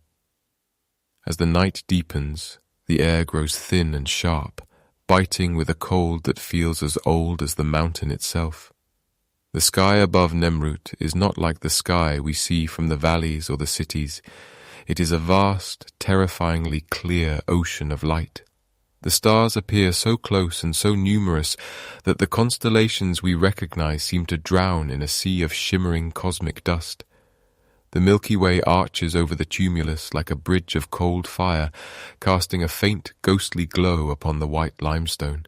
In this light, the statues take on a different character. They are no longer just artifacts of a lost civilization. They become celestial navigators, frozen in the act of charting the heavens. One can almost feel the presence of the ancient astronomers who once stood on these terraces, tracking the movements of the planets and the precession of the equinoxes, seeking to find their own small place within the infinite architecture of the universe. The silence of Nemrut at night is not a true absence of sound, but a layering of quietude. It is the sound of the wind moving through the gaps in the loose stones of the tumulus, the great mound of crushed rock that supposedly hides the tomb of the king. Archaeologists have spent decades probing this mound with modern technology, using geophysical surveys and ground-penetrating radar to look through the layers of stone without disturbing the sacred site. They look for voids, for chambers, for the glint of gold or the presence of organic remains that might be subjected to radiocarbon dating. The process of measuring the decay of carbon isotopes to pin a moment in time to a specific century. But the mountain is stubborn. The loose stones of the tumulus act like a liquid, shifting and sliding to fill any hole that is dug, protecting the interior with a simple, physical defiance. It is a masterpiece of defensive engineering, a tomb that uses the laws of gravity and friction as its primary guardians. In this way, the legacy of Antiochus remains perfectly preserved in its mystery. If his tomb had been found and opened, it would have been catalogued, its treasures placed behind glass in a museum, its secrets stripped away by the light of day. But because it remains hidden, it retains its power.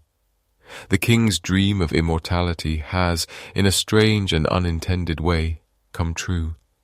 He exists now not as a mummy or a collection of bones, but as a legend whispered by the wind, a ghost inhabiting the high places where the air is too thin for the mundane concerns of the world below. The silence of the mountain is his greatest monument.